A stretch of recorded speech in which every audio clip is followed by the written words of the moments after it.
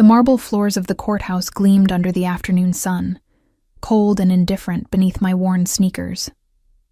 I pressed myself against the wall outside courtroom 4B, trying to become invisible among the crowd of lawyers in expensive suits and families caught in their own legal nightmares. My fingers trembled as I clutched the envelope containing the divorce papers, the final severing of a marriage that had rotted from the inside out. 3 years. 3 years of Marcus's lies, his disappearances, his promises that dissolved like sugar in rain. The hallway smelled of floor polish and desperation, a scent I'd grown familiar with over the past 6 months of legal proceedings.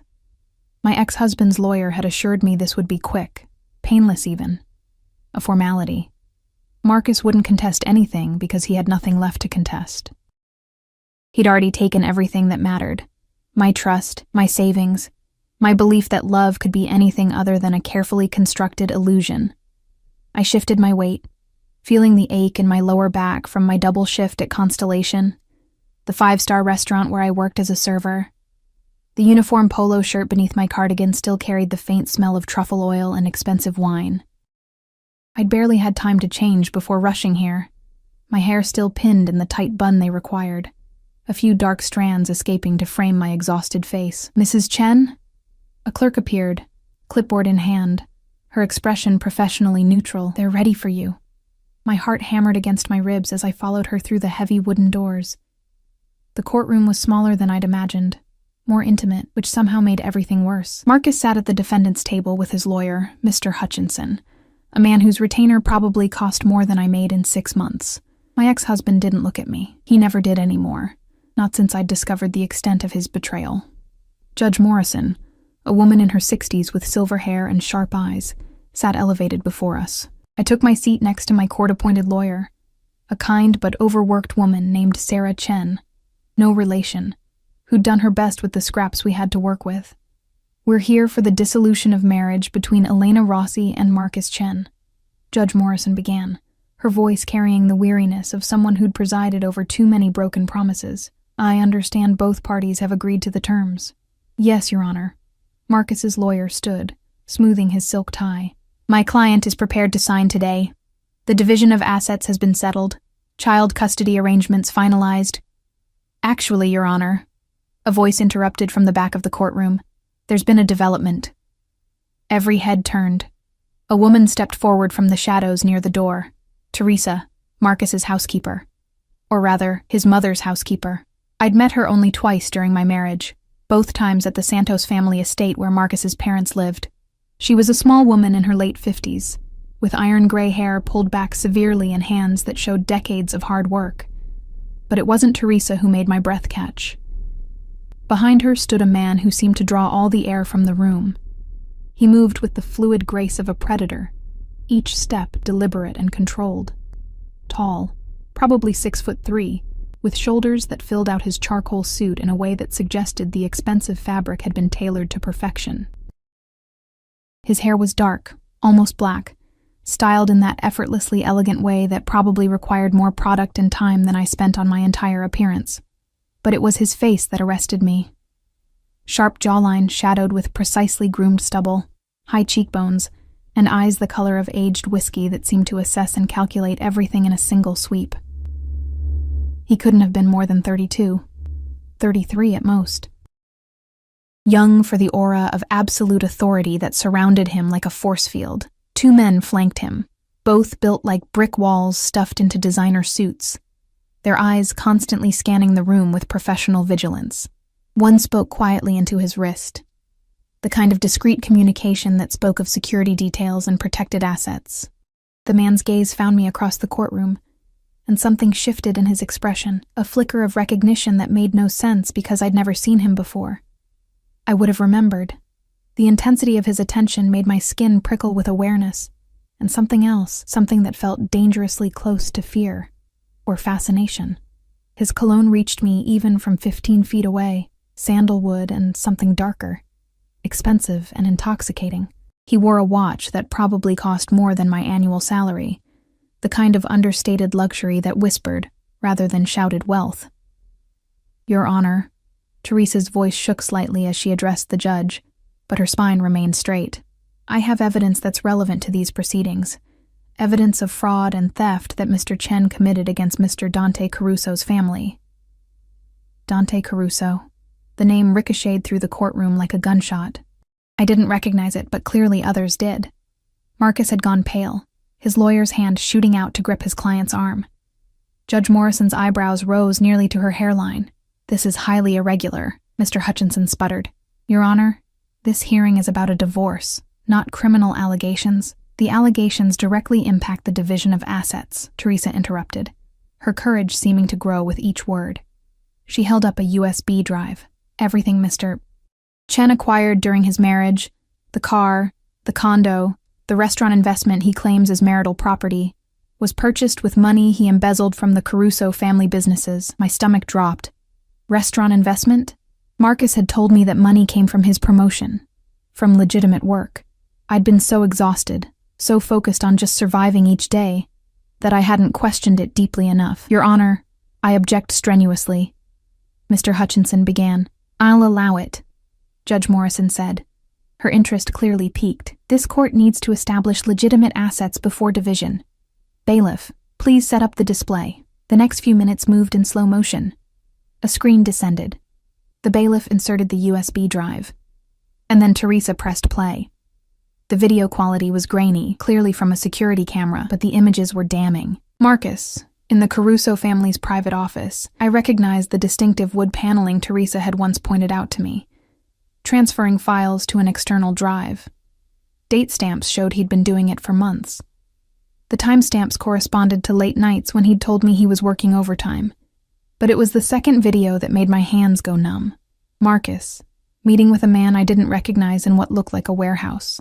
Money changing hands, documents being signed. And then, most devastating, Marcus laughing, actually laughing, as he showed his companion photographs on his phone. Photographs of me, at the restaurant where I worked, unaware I was being watched. Coming out of our apartment, exhaustion evident in every line of my body. Even one of me sleeping, taken from beside our bed, my face peaceful in unconsciousness. "Insurance."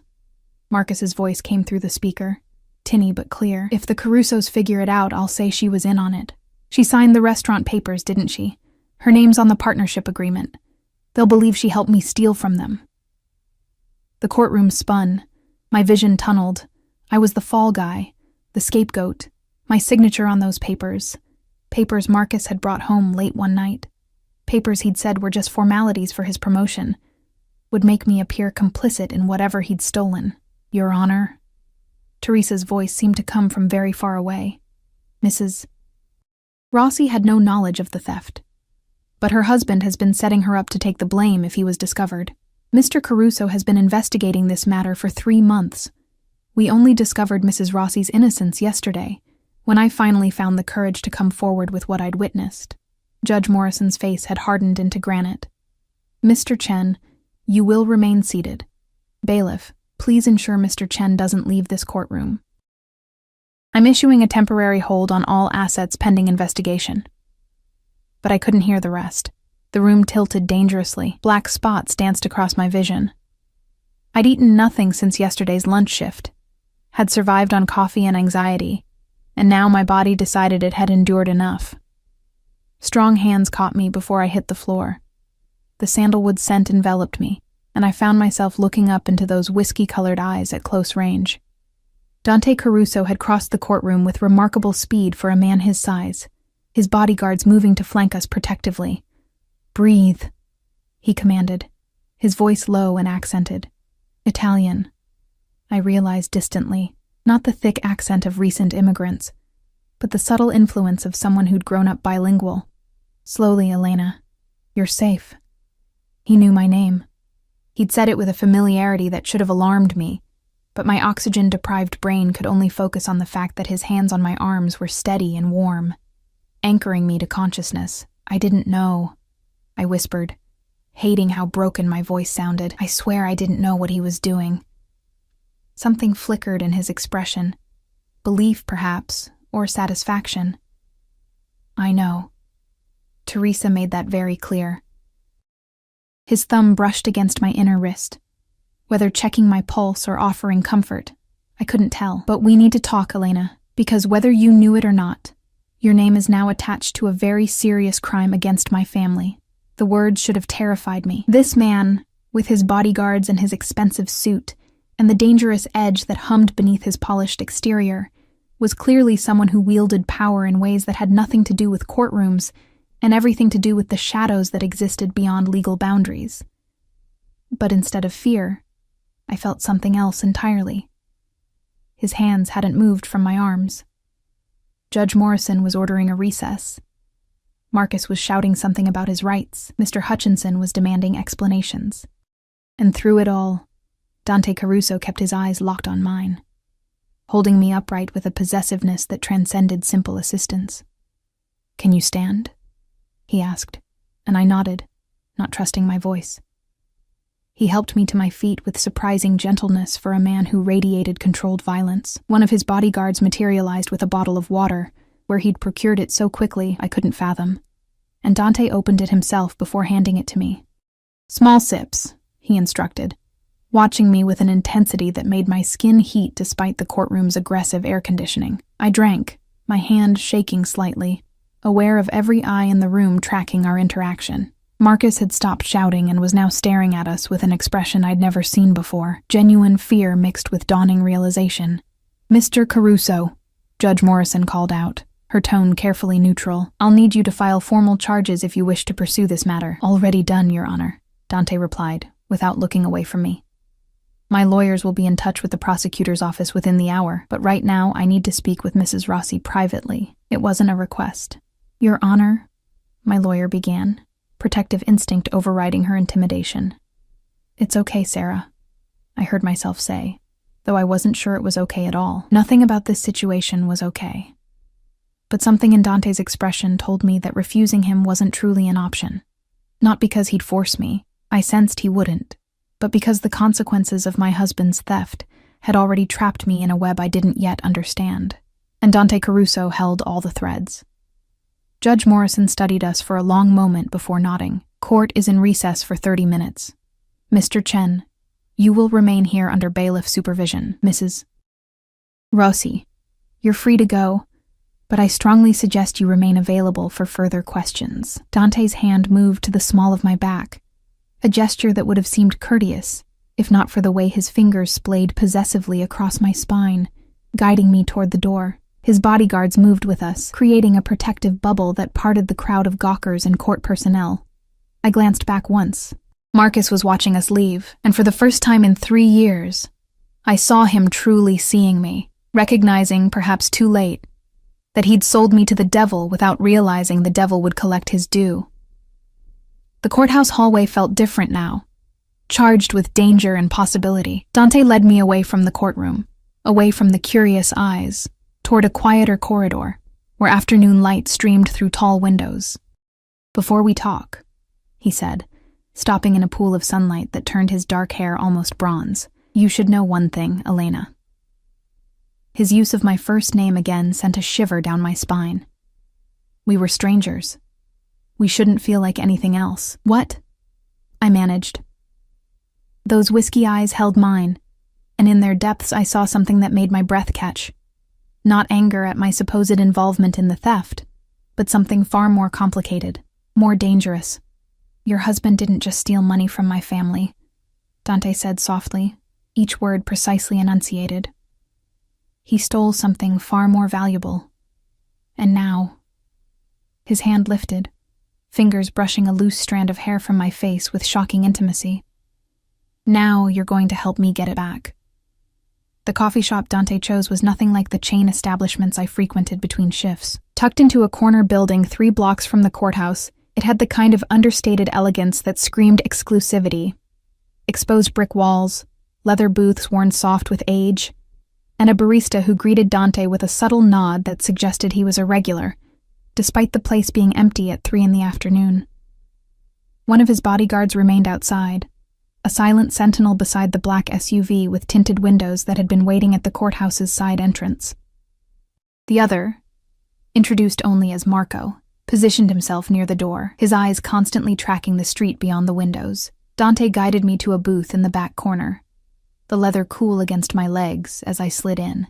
He sat across from me, close enough that his cologne wrapped around me like a phantom touch, and gestured to the barista without speaking. Within minutes, an espresso appeared before him, and a cappuccino materialized in front of me. The foam formed into a perfect rosette. "I didn't order," I started. "You look like you haven't eaten since yesterday," he interrupted, those perceptive eyes cataloging details I wished I could hide. "The cappuccino has more substance than black coffee, and Maria is bringing food." Sure enough, the barista, Maria apparently, returned with a plate of pastries and what looked like a panini, still warm and fragrant with melted cheese and herbs. My stomach betrayed me with an audible growl. "Eat," Dante commanded, his tone brooking no argument. "We'll talk after you have something in your system. You nearly fainted in court. I won't have you collapsing during this conversation." The possessive note in his voice, "I won't have you," should have raised my hackles. Instead, I found myself reaching for the panini, my hunger overriding my confusion about why this dangerous stranger seemed so invested in my well-being. The first bite was heaven. Fresh mozzarella, tomato, basil, and some kind of cured meat I couldn't identify but tasted expensive. I hadn't realized how empty I was until food hit my stomach. Dante watched me eat with an expression I couldn't decipher. Not quite satisfaction, but something warmer, more personal. His fingers drummed once against the table, a brief break in his otherwise perfect control, before he reached for his espresso and downed it in one practiced motion. "Better?" he asked after I'd consumed half the sandwich. I nodded, wiping my mouth with the cloth napkin. Real cloth, not paper. Even the coffee shop operated on a different level than anything in my world. "Good." He leaned back, the leather creaking softly. "Now we talk. And Elena, I need complete honesty from you. Can you give me that?" "I've never lied about what Marcus did," I said, defensive despite his reasonable tone. "I didn't know about the theft. I didn't know he was using me as insurance. I worked double shifts while he told me he was building our future. I believe you." The simple statement cut through my building panic. "Teresa verified your work schedule. You were at Constellation during every theft. The restaurant owners confirmed you've been pulling 60-hour weeks for the past 8 months, trying to pay down debts your husband accumulated." The casual revelation that he'd investigated me so thoroughly should have felt invasive. It did feel invasive, but beneath the violation was something else. A strange relief that someone finally saw how hard I'd been struggling, how much I'd been drowning while Marcus played criminal mastermind. "Then what do you want from me?" I asked, my fingers twisting the napkin. "If you know I'm innocent of theft, yes." Dante's expression hardened, and I glimpsed the man beneath the polished exterior. Dangerous, unforgiving. "But your signature is on documents that transferred stolen assets. Your name is attached to a restaurant partnership funded with money embezzled from my family's operations. Legally, you're complicit whether you knew it or not." The panini turned to lead in my stomach. "But I didn't." "I know." His hand moved across the table, covering mine before I could pull away. His palm was warm, his grip firm, but not painful. "Which is why I'm offering you a way out." I stared at our joined hands. His fingers were long, elegant despite their obvious strength, and I noticed a thin scar across his knuckles, the kind that came from violence, not accidents. Everything about Dante Caruso whispered of danger wrapped in expensive suits, yet his touch remained gentle. "What kind of way out?" I forced myself to ask, though part of me already knew the answer wouldn't be simple or free. "Your husband stole $3 million from my family over the course of 18 months, Dante said, his thumb brushing across my knuckles in a gesture that felt far too intimate for a business discussion. "But the money is secondary. What matters is what he stole with it. Proprietary information about our import business, client lists, trade routes, information he sold to our competitors." My mouth went dry. Import business could mean anything, but the way Marco shifted position near the door, the careful neutrality in Dante's tone, suggested the Caruso family dealt in goods that existed in legal gray areas at best. "I don't know anything about that," I whispered. "I know," he repeated, patient in a way that felt more dangerous than anger. "But Marcus does. And he kept records, Elena. Insurance of his own, I suspect. We've recovered some of his files, but not all. The complete picture is still missing, so arrest him. Make him tell you. The legal system moves slowly, Dante interrupted, his eyes never leaving mine, and there are aspects of my family's business that can't withstand that kind of scrutiny. We handle our own justice. The words hung between us, heavy with implication. I should have stood up. Should have walked away from this man who spoke so casually about operating outside the law, but his hand still held mine, and I was trapped. Not by force, but by the terrible understanding that I had nowhere else to go. What do you want me to do? The question emerged smaller than I intended.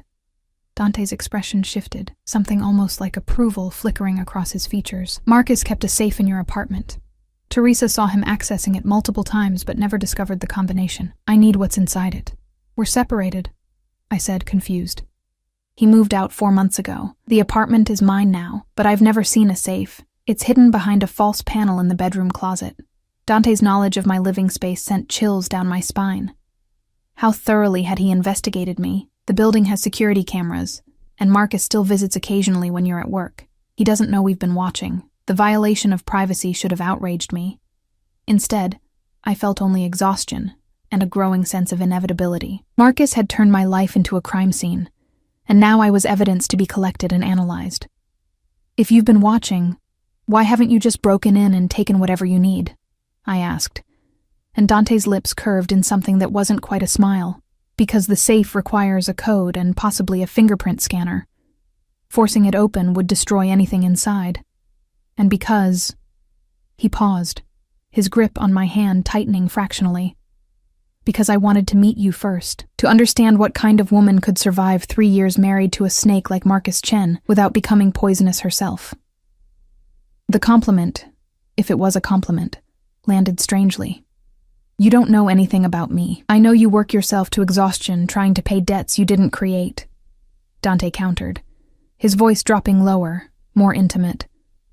I know you didn't run when you discovered Marcus's betrayal. You fought for a legal divorce, tried to do things the right way, even though it cost you everything.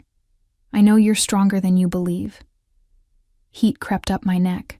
No one had spoken to me like this in years. Like I was something valuable, worth protecting. Marcus had ground down my self-worth so gradually I hadn't noticed its erosion until I was standing in quicksand. Here's what I'm offering, Dante continued, finally releasing my hand, though I could still feel the ghost of his warmth. You help me access that safe. Give me everything inside. In return, I'll ensure the legal charges against you disappear. I'll provide you with enough money to start over. New apartment, paid off debts, 6 months living expenses minimum. It was too generous, too easy. What's the catch? I asked. The catch, Dante said, his eyes glittering with something I couldn't name, is that until this situation is resolved, you stay under my protection. Marcus knows you can access that safe. Once he realizes we've made contact, he'll come for you, either to use you as leverage against me or to eliminate the evidence of his involvement. I won't let either happen. Protection, I repeated slowly. Meaning what? Exactly. Meaning you move into one of my properties. Meaning Marco or someone from my security team accompanies you everywhere. Meaning you don't make a move without my knowledge. He leaned forward, eliminating the space between us until I could count the gold flecks in his irises. Meaning you become mine to protect, Elena. Completely. The possessiveness in his tone should have sent me running. This man was a stranger, a criminal probably. Someone who lived in a world of violence and shadows I'd only glimpsed in movies. But I had no money. No home I could afford without the settlement I'd been counting on, a settlement that had just evaporated in the wake of Marcus's theft. No family to turn to. My parents had died in a car accident 6 years ago, and I'd been so isolated during my marriage that friendships had withered to nothing. I had nothing except the clothes on my back and the terrible knowledge that Marcus had turned me into a target. How long? I asked, my voice barely audible. However long it takes to retrieve what Marcus stole and neutralize the threat he poses. Dante's hand moved to my face, cupping my jaw with shocking tenderness. Days. Weeks. I'll move as quickly as possible. But Elena, I need you to understand. Once you agree to this, you're under my protection. That means following my rules, trusting my judgment, accepting that I will keep you safe by any means necessary. His thumb traced my cheekbone, and I shivered despite the warmth of the coffee shop. This was insane. Everything about this situation violated every instinct for self-preservation I possessed. But what choice did I have? Okay, I whispered. Dante's eyes flared with satisfaction and something darker. Say it properly. I need to hear you agree. I agree to your protection, I said, stronger this time. I'll help you get what's in the safe. I'll follow your rules. Good girl. The praise sent an unwelcome flush through my body. Dante stood, pulling me up with him, his hands on my waist, steadying me. Marco will take you to your apartment to collect what you need. Pack light. You won't be returning there. I'll meet you at the residence in 2 hours. Wait! Panic fluttered in my chest. This is happening now? Today? Marcus will be released from courthouse custody within hours, Dante said, his voice hardening. The moment he's free, he'll either run or come after you. I won't risk the latter. You're mine to protect now, Elena. And I protect what's mine. There was that word again. Mine. Spoken with such absolute certainty that it bypassed argument and landed directly in the realm of fact. Marco appeared at Dante's subtle gesture, and I found myself being guided toward the door before I could process everything that had just happened. The afternoon sunlight felt too bright, too normal for a day that had upended my entire existence. The SUV's interior was all black leather and tinted windows. Marco held the door open, professional and silent, while Dante remained standing on the sidewalk, his phone already to his ear, speaking rapid Italian to whoever was on the other end. I climbed in, the door shutting with an expensive, solid thunk that sounded like finality. Through the tinted window, I watched Dante finish his call. He looked at the SUV, at me, though I knew he couldn't see through the darkened glass, and his expression shifted into something that made my breath catch.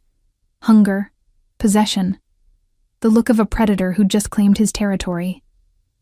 Then Marco was in the driver's seat, the engine purred to life, and we pulled away from the curb. I twisted in my seat, watching Dante recede into the distance, and realized with absolute certainty that I'd just made a deal with someone far more dangerous than my ex-husband could ever hope to be. The question wasn't whether I'd regret it. The question was how completely Dante Caruso intended to own me before this was over. My apartment looked smaller through Marco's eyes. He stood in the doorway of my studio, his bulk making the space feel even more cramped, and I saw what he must see. The secondhand furniture, the kitchenette with its chipped countertop, the bathroom door that didn't close all the way. The window overlooked a brick wall. The carpet was stained in places I'd tried and failed to clean. This was what 3 years of marriage to Marcus had left me, a shoebox with a hot plate, and dreams I'd packed away in boxes I couldn't afford to store. The closet?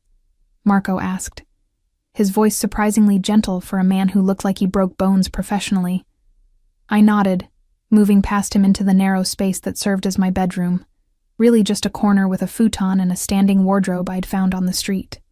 My hands shook as I opened the closet door, pushing aside the handful of clothes I owned. Back panel, Marco said, already moving forward.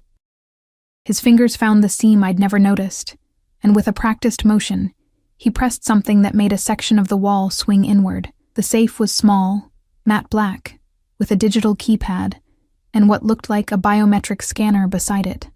I'd lived here for 4 months since Marcus moved out, had reorganized this closet a dozen times, and never suspected its existence. You never saw this before? Marco asked, watching my face. Never. The word came out bitter. How many other secrets had Marcus hidden in plain sight, while I'd worked myself to exhaustion, trying to save our sinking marriage? Marco pulled out his phone, snapping photos of the safe from multiple angles. Boss will want to see this.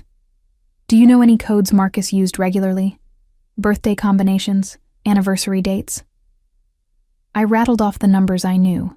His birthday, his mother's birthday, the date we'd married. Each one Marco tried resulted in a hostile beep and a red light. After the third attempt, the safe emitted a longer tone and the screen flashed a warning. 2 attempts remaining before lockout. Stop, I said, panic rising. If it locks, we'll never get it open. Marco stepped back, his phone already at his ear. Boss, we found it. Digital lock, biometric scanner, and we've got 2 attempts left before lockout. A pause. Yes, sir. 20 minutes. He ended the call and looked at me with something approaching sympathy. Mr. Caruso is on his way. Pack what you need. 1 bag. 1 bag to contain an entire life. I pulled my battered duffel from under the futon and began the humiliating process of packing while Marco politely turned his attention to the window, giving me the illusion of privacy. Clothes. I didn't have many that weren't work uniforms. Toiletries from the bathroom. The framed photo of my parents that sat on the windowsill, their faces forever frozen in happiness at my college graduation. A few books. The necklace my mother had given me, the only jewelry I owned that held any value beyond sentiment. It took less than 15 minutes to pack everything that mattered. I was zipping the bag when I heard footsteps in the hallway. Measured, confident, followed by the distinctive cadence of multiple people moving in formation. Marco straightened, his hand moving subtly to his jacket where I suspected a weapon rested, then relaxed as Dante appeared in the doorway. He'd removed his suit jacket, his white shirt was rolled to his elbows, revealing forearms corded with muscle and marked with more of those thin scars I'd noticed earlier. He carried a leather briefcase that looked old and expensive, and his eyes found me immediately, cataloging my packed bag and probably reading more in my expression than I wanted to reveal. Good, he said, his gaze lingering on my face before moving to the open closet. You found it quickly. 2 more men entered behind him. Not the bodyguard from the coffee shop, but others cut from the same cloth. One carried what looked like specialized equipment in a metal case. The other positioned himself in the hallway, standing guard. My tiny apartment was suddenly full of dangerous men in expensive clothes, and I felt more vulnerable than I had sitting across from Dante in the courthouse. Elena. Dante's voice pulled my attention back to him. He'd moved closer without me noticing, his presence overwhelming in the confined space. Did you try any codes? 3. Marco answered for me. Standard dates. Nothing worked. Dante nodded, setting his briefcase on my futon and opening it to reveal a laptop and several devices I didn't recognize. Marcus isn't creative enough for random numbers. It'll be something personal, something he could remember under pressure. Those whiskey eyes fixed on me again. Tell me about his family. His mother, Patricia, I said, trying to focus past the awareness of how close Dante stood. Birthday is March 15th. His father died when Marcus was young. I never knew the exact date. He has a sister, Michelle, but they haven't spoken in years. Why not? Dante asked, his fingers moving across the laptop keyboard. I don't know. He refused to talk about her. I got the impression there was bad blood, maybe over their father's estate. I wrinkled my forehead, trying to remember details Marcus had always deflected. She moved to Seattle, I think, or maybe Portland. He deleted all photos of her from his phone. Dante's expression sharpened. Deleted photos. When? About a year into our marriage. I asked about it once and he got angry. Said she'd betrayed the family and he wanted nothing to do with her. The memory surfaced reluctantly. He said she'd stolen something that belonged to him. Stolen something, Dante repeated, his voice dropping into a register that made my skin prickle. He typed something into the laptop, waited, then smiled, a predatory expression that had nothing to do with humor. Michelle Chen, born December 8, 1992. Married Antonio Ricci in a private ceremony in Portland 3 years ago. The name Ricci clearly meant something to the other men in the room. Marco swore softly in Italian. Who's Antonio Ricci? I asked.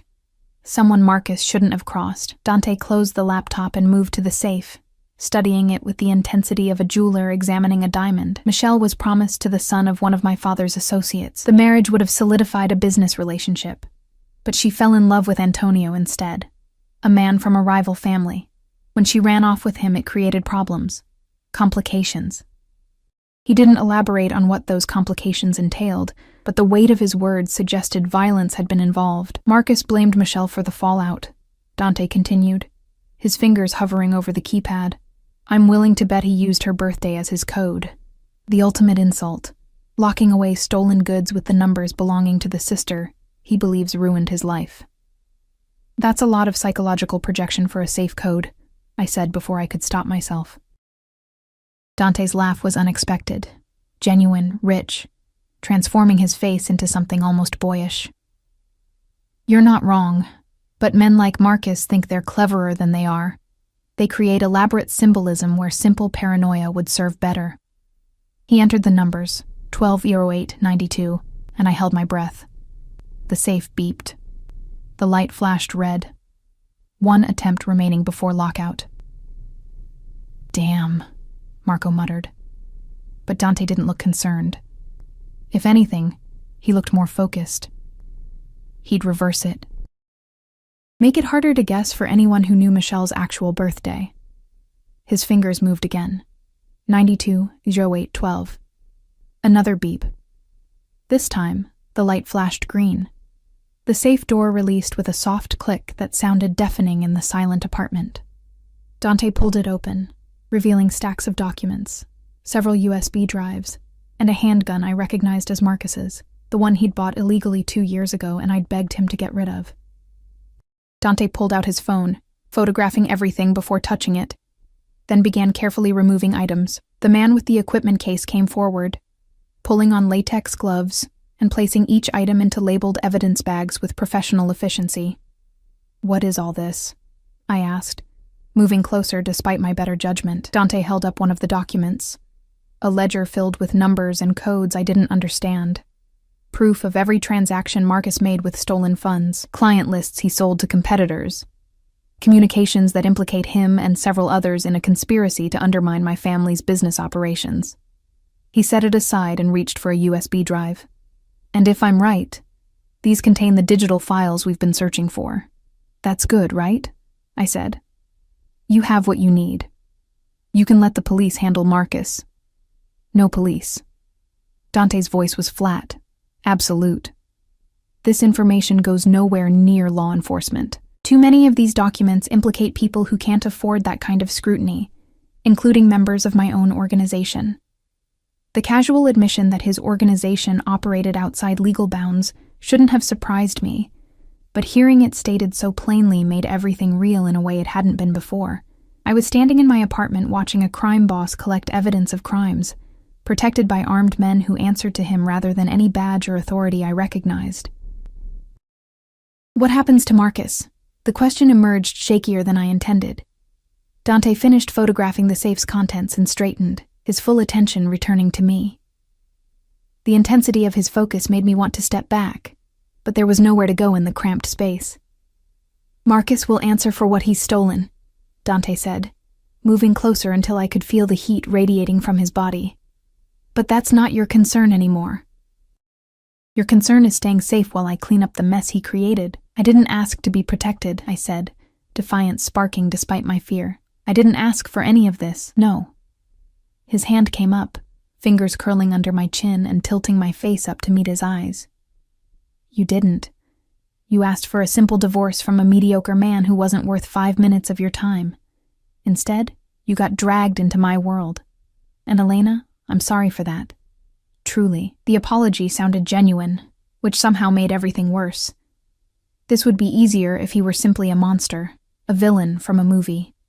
But Dante Caruso held my face with surprising gentleness while his men catalogued evidence of serious crimes, and his eyes reflected something that looked unsettlingly like regret, mixed with hunger. "But you're in my world now," he continued, his thumb brushing my lower lip in a gesture that sent electricity down my spine. "And in my world, I protect what's mine, whether you asked for it or not." A phone rang, shattering the moment.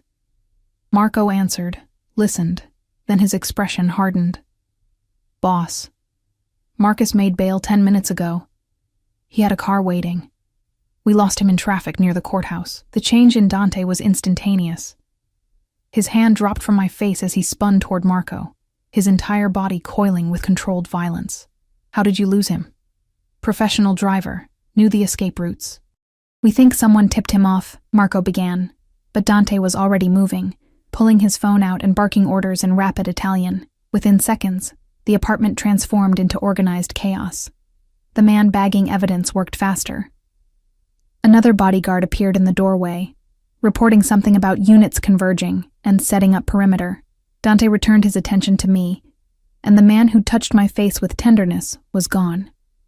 In his place was someone colder, more calculating. We're leaving. Now. But Marcus knows we've found the safe by now. He'll assume we've already opened it, which means you're no longer useful to him as leverage. Dante grabbed my packed duffel with one hand and my arm with the other, his grip firm but not painful. You're a liability, a witness who can testify to his habits, his patterns. He'll come for you, Elena, and he won't come to talk. The words should have sounded melodramatic. Instead, they landed with the weight of truth. I'd seen the video footage of Marcus laughing as he planned to frame me. I knew exactly how expendable he considered me. Marco led the way out, one hand inside his jacket where his weapon must be. Another bodyguard flanked us from behind. Dante kept me close, so close I could feel the tension in his body, the coiled readiness for violence. The hallway felt longer than usual, shadows deeper. Every sound made me flinch, the elevator ding, a neighbor's door opening, footsteps on the stairs. We made it to the parking garage without incident. The black SUV waited near the entrance, engine already running, another vehicle, this one a sedan with tinted windows, idling behind it. Dante guided me into the back seat of the SUV, sliding in beside me. Marco took the driver's seat. The door locks engaged with a solid thunk that felt like a jail cell closing. "Where are we going?" I asked as Marco pulled out into traffic, the sedan following close behind. "Somewhere Marcus can't reach you." Dante's hand found mine in the darkness of the vehicle, his fingers lacing through mine with surprising intimacy. "Somewhere I can keep you safe." The city slid past the tinted windows. Familiar streets suddenly alien, dangerous. I recognized the route toward the waterfront, expensive neighborhoods I'd only ever glimpsed while serving champagne to people who considered my annual salary pocket change. "Dante?" I said, his name strange on my tongue. "What if Marcus doesn't come after me? What if he just runs?" "He won't run." The certainty in Dante's voice was absolute. "He's arrogant enough to think he can still fix this, and he knows you're the key, either as a hostage to negotiate his escape, or as someone who needs to be silenced. Either way, he'll come." His thumb traced circles on the back of my hand, the gesture oddly soothing despite his grim words. "And when he does," I whispered. Dante turned to look at me, and in the dim light of passing street lamps, his eyes gleamed with cold promise. "When he does, I'll be waiting. And he'll learn exactly what happens to men who threaten what belongs to me." The possessiveness in his tone should have frightened me. Should have made me demand he let me out at the next light. Consequences be damned. Instead, I tightened my grip on his hand and watched the city disappear behind us, knowing with absolute certainty that my life had just divided into before and after. Before Dante Caruso. And everything that would come after. The house wasn't a house. It was a fortress disguised as luxury. We'd driven for 40 minutes, leaving the city proper, and winding through hills where estates sat behind gates and hedges, each property more ostentatious than the last. But Dante's residence made the others look modest by comparison. The gate was wrought iron, 10 feet tall, with security cameras visible at multiple angles. The driveway curved through manicured grounds lit by discreet landscape lighting, and the house itself sprawled across the hilltop, 3 stories of stone and glass that probably housed more square footage than my entire apartment building. Marco pulled up to the front entrance where 2 more men in suits waited. Dante was out before the vehicle stopped fully, moving around to my door and opening it himself. "Welcome home," he said, and the phrase landed strangely. Not my home. Not the home. Just home, as if my belonging here was already decided. The interior was elegant without being cold. Hardwood floors warmed by expensive rugs, cream walls decorated with art that looked original and probably cost more than I'd earn in a lifetime. A curved staircase dominated the foyer, and through an archway, I glimpsed a living room with floor-to-ceiling windows overlooking the city lights below. A woman appeared from a side hallway, older, perhaps 60, with silver hair in a neat bun and kind eyes that assessed me quickly. "Mr. Caruso, your guest?" "Elena, this is Rosa. She manages the household." Dante's hand remained on the small of my back. "Rosa, Elena will be staying in the East Wing. Make sure she has everything she needs." "Of course." Rosa's smile was genuine, which somehow made me want to cry. Kindness felt dangerous right now, like it might crack whatever shell I'd built to get through this surreal day. Miss Elena, if you'll follow me, I'll show you to your room. I'll take her. Dante's interruption was gentle but firm. Thank you, Rosa. Perhaps some dinner in 30 minutes? Elena hasn't eaten properly today. Rosa nodded and disappeared, leaving me alone with Dante in the cavernous foyer. His hand urged me forward, up the staircase where our footsteps were muffled by a runner that probably cost more than my car, before Marcus had totaled it in one of his accidents that I now suspected had been intentional sabotage. The east wing was accessed through a hallway lined with more art. Dante stopped at a door, opening it to reveal a bedroom suite that made my breath catch. The room was massive, decorated in soft grays and whites with touches of deep blue. A king-sized bed dominated one wall, covered in linens that looked like they'd feel like clouds. French doors opened onto a private balcony overlooking the grounds. There was a sitting area with a couch and armchair, a desk by the window, and 2 other doors that I assumed led to a closet and bathroom. The bathroom is through there, Dante confirmed, reading my gaze. Rosa stocked it this afternoon with essentials, but if you need anything specific, just ask. The closet has some clothes. I had my assistant purchase a selection based on your size from your work records. If they don't fit or aren't to your taste, we'll get others. I turned to stare at him. You bought me clothes? This afternoon? I make decisions quickly once I commit to a course of action. He set my duffel on the bench at the foot of the bed, then moved to the French doors, checking the lock with practiced efficiency before pulling the curtains closed. The room is secure. Windows are bulletproof glass. There are panic buttons, one by the bed, one in the bathroom, one by the door. Press any of them and my security team will be here in under 30 seconds. Bulletproof glass, I repeated faintly.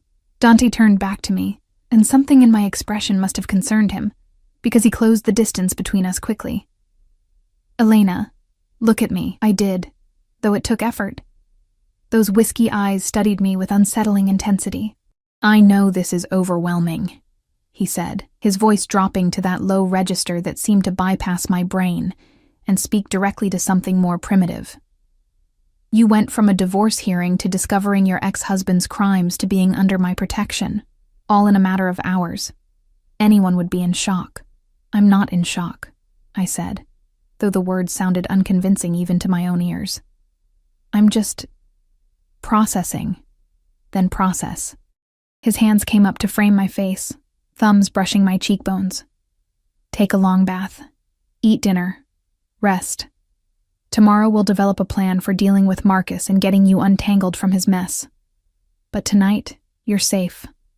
That's all you need to focus on. The tenderness in his touch contradicted everything I knew about dangerous men. Dante Caruso should be cold, calculating, treating me like a useful asset and nothing more. Instead, he held my face like I was something precious, breakable, worth protecting beyond the simple equation of what I could provide him. Why are you being so kind to me? The question escaped before I could stop it. You don't know me. I'm just a complication in your investigation. You're not just anything. The interruption was fierce, his grip tightening fractionally. Marcus made you a victim. He used you, set you up, stole your future while you worked yourself to exhaustion trying to build something real. That's not a complication, Elena. That's an injustice. And I don't tolerate injustice. But you're a criminal, I said, the words emerging softer than I intended. You just admitted you operate outside the law. How can you talk about justice? His smile was sharp, edged with something dark. The law and justice aren't the same thing. You should know that better than anyone after sitting in that courtroom today, watching your ex-husband try to hide behind legal technicalities while planning to destroy you. He wasn't wrong. The legal system had offered me nothing except the revelation that Marcus had turned my signature into a weapon against me. Come, Dante said, releasing my face and taking my hand instead. Let me show you something. He led me to the balcony doors, pulling the curtains back open and unlocking the French doors. Cool evening air rushed in as we stepped outside. The balcony was generous, furnished with comfortable chairs and a small table, but it was the view that stole my breath. The city sprawled below us, a carpet of light stretching to the dark line of the ocean in the distance. From this height, Everything looked clean, orderly, beautiful.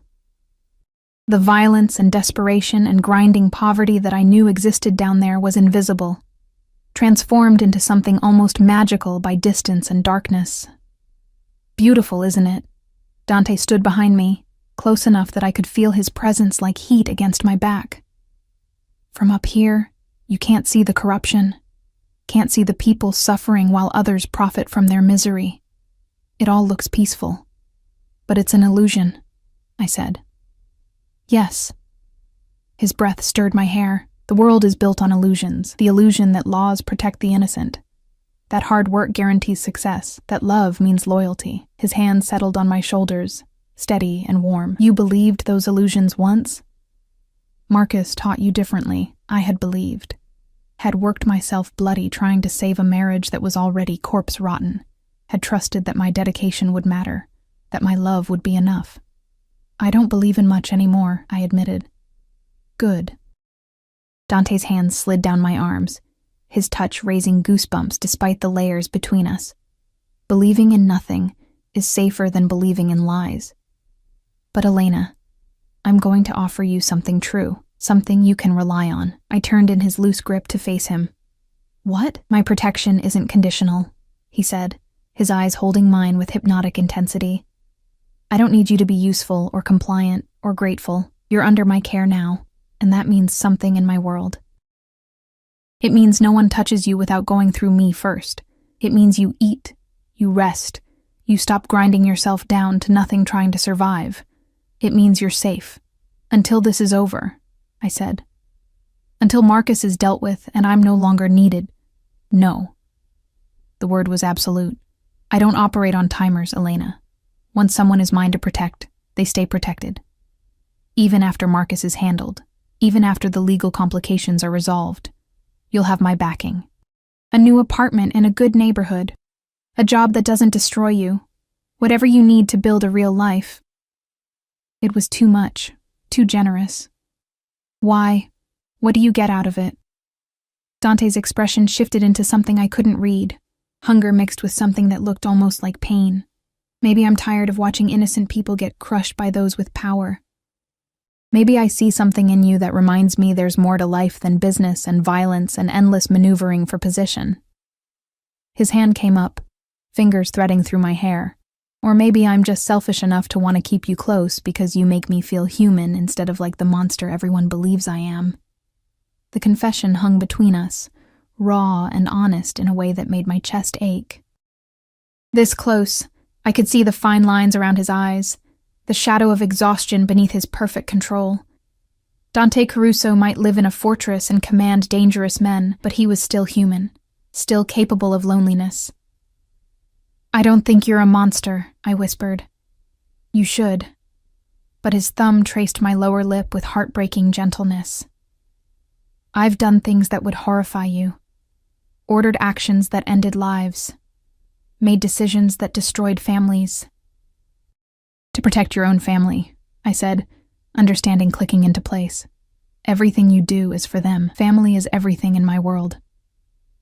His forehead came to rest against mine, his breath mingling with mine in the narrow space between us. Loyalty. Protection. Those are the only currencies that matter. Marcus betrayed that when he stole from us. He deserves what's coming. I should have been afraid of the cold promise in his voice. Instead, I felt something close to vindication. Marcus had betrayed me too, had used me, framed me, planned to destroy me without hesitation. What will you do to him? I asked. Do you really want to know? Dante's question was serious, giving me a chance to step back from knowledge that couldn't be unknown. I thought about it. About Marcus laughing in that video. About the divorce papers that would never be finalized because his crimes had invalidated everything. About 3 years of my life spent loving someone who'd seen me only as a useful tool.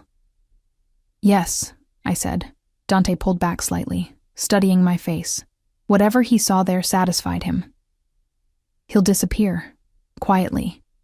His assets will be seized to repay what he stole, with the remainder going to his mother. She's innocent in this. His business partners will receive a message about the consequences of betraying my family, and you'll receive the divorce you wanted. filed through channels that ensure no legal blowback touches you. You'll kill him.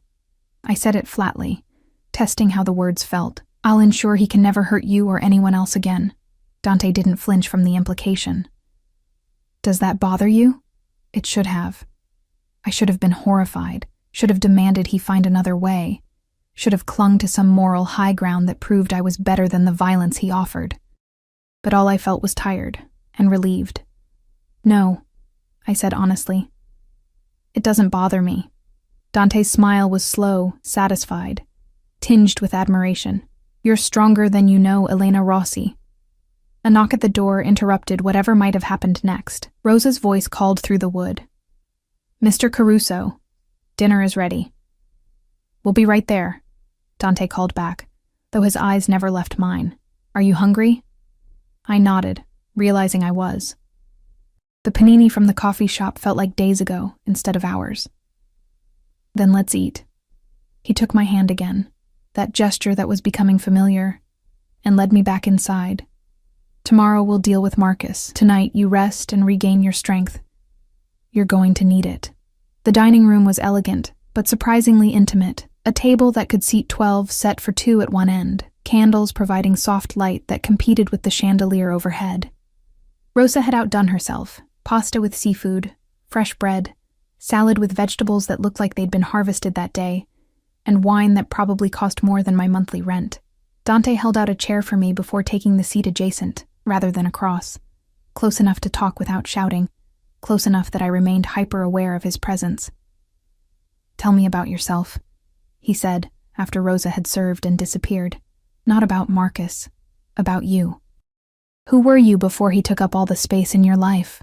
The question caught me off guard. No one had asked about me, just me, separate from my failed marriage. In so long I'd almost forgotten there was a me to discuss. I wanted to be a writer, I said slowly, the admission feeling like excavating buried treasure. In college I studied literature, had dreams of publishing novels, telling stories that mattered. What changed? Dante's attention was complete, focused in a way that made me feel like the only person in the world. Life changed. My parents died right after graduation. Medical bills, funeral costs, suddenly being alone in the world. I took the job at Constellation to pay bills, telling myself it was temporary. Then I met Marcus at a work event. He seemed stable, successful, like someone who had life figured out. I thought. I trailed off, embarrassed by my own naivety. You thought he'd be a partner, Dante finished.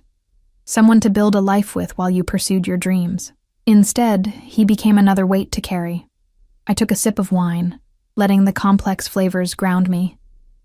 I stopped writing, stopped reading for pleasure, just worked and tried to keep us afloat while he spent money we didn't have on schemes that never worked. Until apparently they did work, just criminally. Dante's hand found mine on the table. After this is resolved, you'll write again. I'll make sure you have the time and space for it.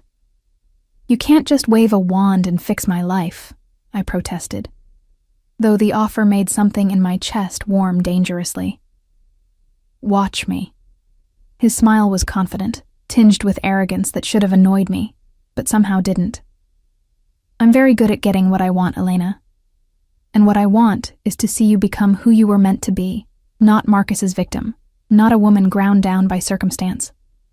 But Elena Rossi, writer, survivor, someone strong enough to sit in my dining room and admit she doesn't mourn the man who tried to destroy her. The accuracy of his observation stole my breath. He saw me, really saw me, in a way Marcus never had despite 3 years of marriage. Why do you care? I asked again, needing to understand. Dante was quiet for a long moment, his thumb tracing patterns on my hand. My mother died when I was 16, he finally said. Cancer. It was brutal, watching her fade while my father threw money at treatments that did nothing except prolong her suffering. In the end, she made me promise something. He paused, and I waited, sensing this story mattered. She made me promise that if I ever had the power to protect innocent people from suffering they didn't deserve, I would. That I wouldn't become so consumed by the family business that I forgot what it meant to be human. His eyes met mine, vulnerable in a way I suspected few people ever saw. You remind me of that promise, Elena. You're suffering you didn't earn, caught in violence you didn't create. And I have the power to change that. So I will. The confession settled over us like silk, intimate and binding. This wasn't just about Marcus's theft or protecting a witness. This was personal for Dante in ways that had nothing to do with business. Your mother would be proud, I said softly. His smile was tinged with sadness. I hope so. Most days I'm not sure I've kept that promise very well. The things I've done. He shook his head. But maybe protecting you is a start toward balancing the scales. We finished dinner in companionable silence, the weight of the day finally settling over me like a heavy blanket. By the time Rosa cleared the plates, I could barely keep my eyes open. Dante walked me back to the east wing, his presence a solid comfort in the vast house. At my door, he paused, his hand coming up to cup my face one more time. Sleep, he commanded gently. Tomorrow we'll face whatever comes, but tonight you're safe. I promise you that, Elena. On my mother's memory, you're safe. The vow was sacred to him. I could hear it in his voice, see it in his eyes, and despite everything, I believed him. I entered my room, closed the door, and leaned against it, my heart pounding. Through the wood, I heard his footsteps retreat down the hallway, steady and sure. I was in a crime boss's fortress, protected by dangerous men, tangled in a web of theft and violence that could destroy what was left of my life. But for the first time in years, I felt something other than despair. I felt hope. Morning came too quickly, sunlight streaming through gaps in the curtains I'd forgotten to close completely. For a moment, I didn't remember where I was. The bed was too soft, the room too quiet, the air smelling of lavender instead of the mildew that plagued my old apartment. Then reality crashed back. Marcus. The safe. Dante.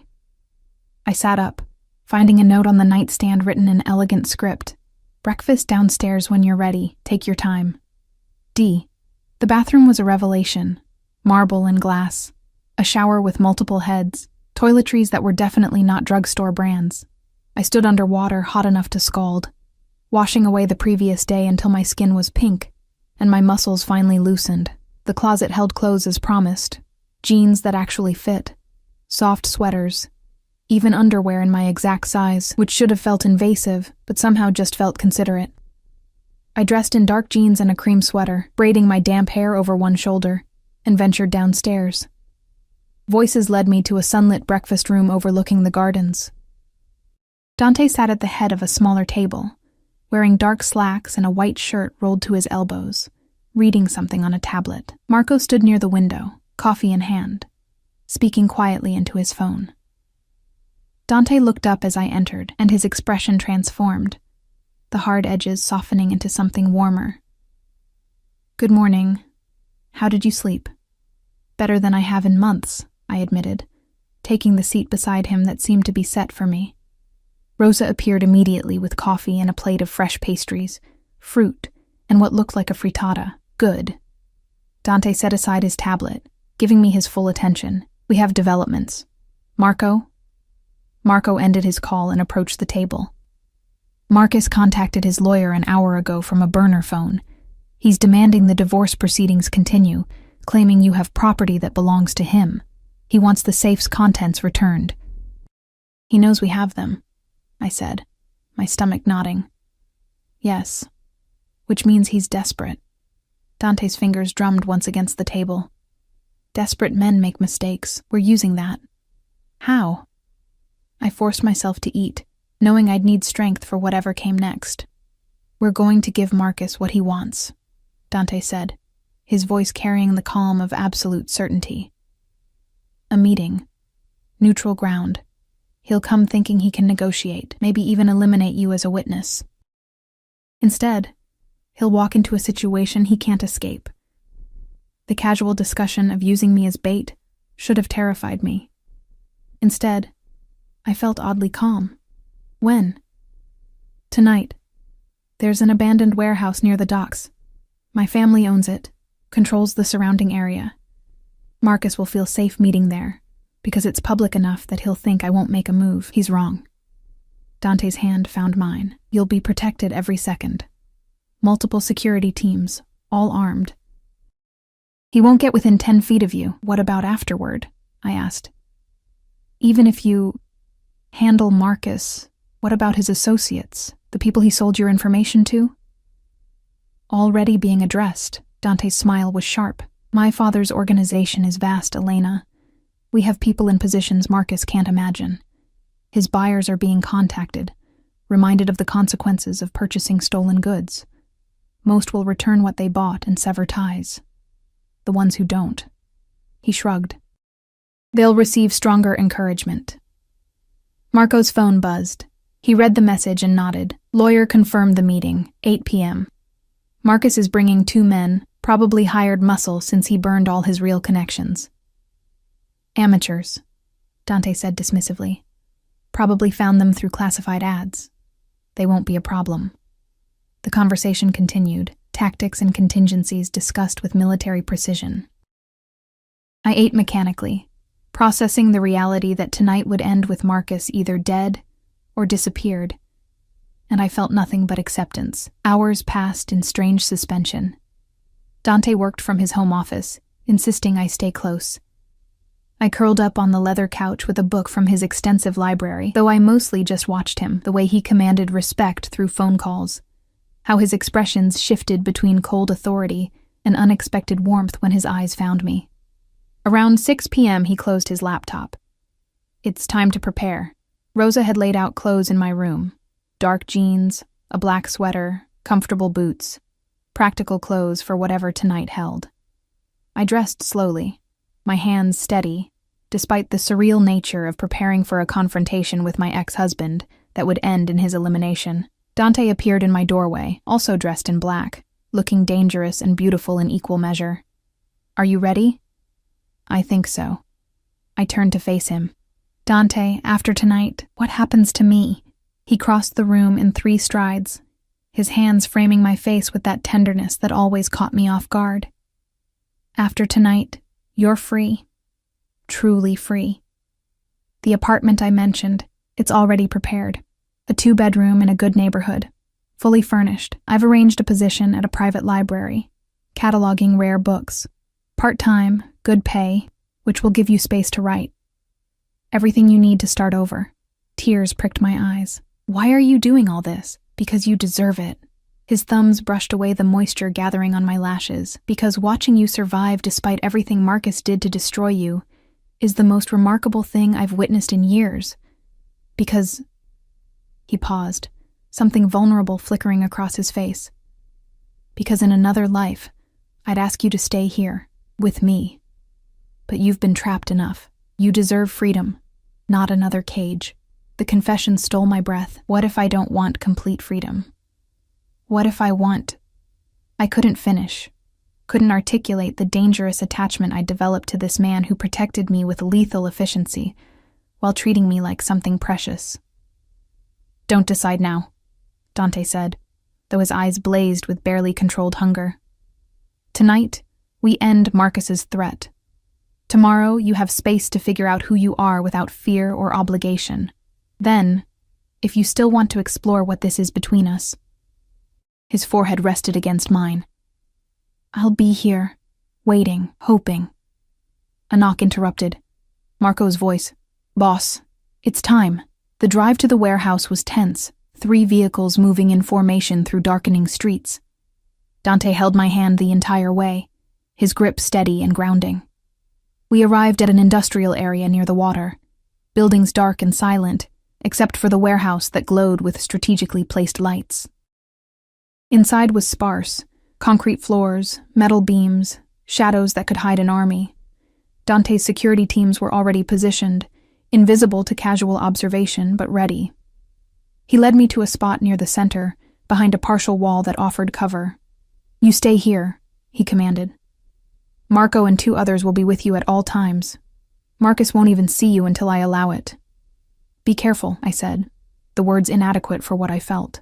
His kiss was unexpected, fierce and claiming, his hand tangling in my braid as he pulled me close. When he released me, we were both breathing hard. That's incentive to finish this quickly. He murmured against my lips. Stay safe, Elena. Then he was gone, moving to the warehouse entrance with fluid grace. 8 p.m. arrived. Engine sounds outside, then voices. Marcus entered with 2 men who looked exactly like what they were, cheap muscle, uncomfortable and out of their depth. Marcus looked terrible, unshaven, eyes wild, clothes rumpled. The polished fraud I'd married was gone, replaced by something desperate and dangerous. Where is she? He demanded, his voice echoing. Where's Elena? Safe, Dante replied, stepping from shadows with 4 of his men flanking him. Far from you. She has no right. Those files are mine. The safe contained evidence of your theft from my family, Dante interrupted, his voice cold. Evidence that's already been copied and distributed to ensure if anything happens to me, it reaches the proper authorities. You're finished, Marcus. Then I have nothing to lose. Marcus reached for something, but Dante's men moved faster, weapons appearing with practiced efficiency. Don't, Dante said quietly. Your hired help knows they're outgunned. Don't make them die for your stupidity. Indeed, Marcus's 2 men had frozen, hands raised, clearly wanting no part of whatever came next. Elena, Marcus shouted, spinning frantically. I know you're here. This is your fault. If you'd just been grateful, just stayed quiet. She was grateful, Dante said, and the fury in his voice made me shiver even from my concealed position. She worked herself bloody trying to save your pathetic marriage while you stole and schemed and planned to frame her for your crimes. You don't get to blame her for your failures. What do you care? Marcus spat. She's nobody. Nothing. A means to an end. She's mine. The declaration rang through the warehouse. Absolute and unquestionable, and you're going to pay for every moment of suffering you caused her. What happened next was swift and efficient. Dante's men moved like choreographed dancers, disarming Marcus's hired muscle and securing them. Marcus tried to run, but there was nowhere to go. Within minutes, he was on his knees, Dante standing over him with cold judgment. You have 2 choices, Dante said. Cooperate completely. Return every file, every piece of information you sold, provide names and details, and you'll disappear. New identity, new country, alive but powerless, or refuse and— He didn't finish. He didn't need to. Marcus crumbled. I'll cooperate. Anything. Just don't— Smart choice. Dante gestured, and his men pulled Marcus to his feet. You'll be transported to a secure location where my associates will debrief you. If you're truthful and complete, you'll wake up in 3 days with a new passport and a one-way ticket to a country with no extradition. If you lie, withhold information, or attempt escape— He leaned in close, and though I couldn't hear the words, Marcus went pale. Do we understand each other? Marcus nodded frantically and was led away by guards who would ensure his cooperation. Dante returned to my hiding spot, finding me exactly where he'd left me. It's done, he said simply. Just like that. My voice shook slightly, just like that. He pulled me against him, and I felt the tension leaving his body now that the threat was neutralized.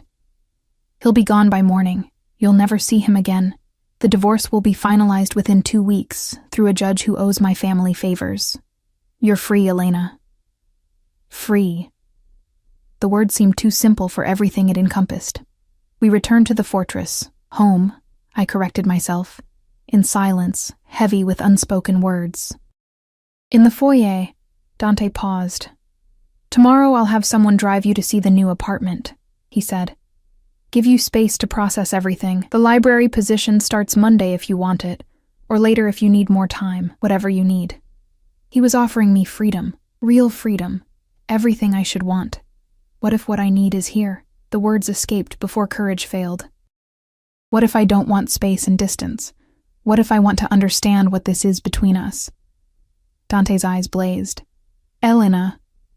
I'm not traumatized or confused, I interrupted. I know the difference between gratitude and something real, and this— I gestured between us— feels real. Terrifying and complicated and probably inadvisable, but real. His hands framed my face, thumbs tracing my cheekbones. If you stay, it won't be as a guest or someone under protection. You'd be choosing me. My world. All the darkness that comes with it. I've lived in darkness, I said. Marcus is kind. The petty, cruel darkness of small men. Your darkness is different.